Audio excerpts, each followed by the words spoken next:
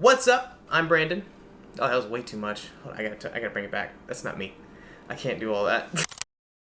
What's up? I'm Brandon, and welcome to part 1 of the exposure triangle, which is just a fancy name for shutter speed, aperture, and ISO.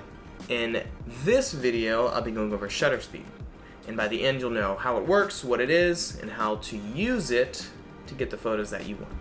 So what exactly is shutter speed? Literally, it's the speed at which your shutter moves. So whenever you click the button on top of your camera and you hear ch-ch, that's the sound of your shutter opening and closing. So it opens, lets in light for a specific amount of time, and then closes again.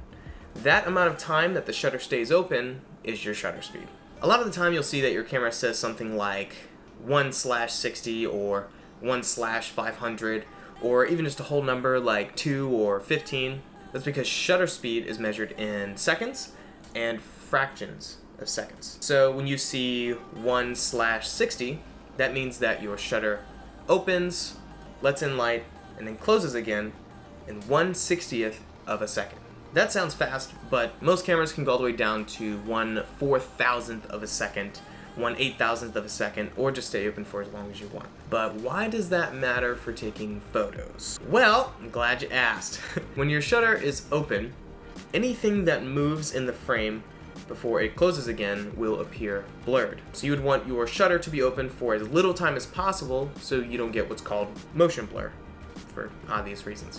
I shoot a lot of parkour, so I have to shoot at speeds of 1/500th of a second, 1/1000th of a second, to make sure that the person in the frame running full speed isn't blurry. But for things like portraits and stuff like that, you can shoot at like 1/125th and you'll be fine. You just have to experiment in different scenarios and you'll quickly pick up on what shutter speeds to use in whatever you're shooting. So why wouldn't you shoot at something like 1/1000th of a second all the time? Because, you know, you'd never get motion blur, right? Well, yeah, but you don't always have enough light to shoot at shutter speeds that high. Say if you were taking a portrait at like sunset or dusk, you need to keep your shutter open longer to let in enough light than if you were shooting in something like broad daylight where there's plenty. And that's where just getting behind your camera and going out and practicing comes in. Over time, it'll just become second nature to automatically know exactly what your shutter speed needs to be to make sure that you're getting enough light and that your subject stays nice and sharp. And just a small caviar, because I know it made it sound like motion blur is the enemy or something, but sometimes longer shutter speeds are necessary to capture things like the stars or like light trails or make moving water appear perfectly smooth. These types of photos are called long exposures, and they need a tripod and a little extra work, but that's what makes them awesome and unique. But that's about it. I hope this helped you understand shutter speed a little bit better, and as with anything, practice makes perfect. So, turn this off, pick up your goddamn camera, go out there and shoot some cool shit.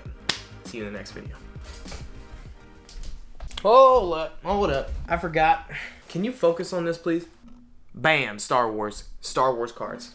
Delicious. I don't even like Star Wars that much. But these, oh my God. All right, I'm done. All right, see ya, bye.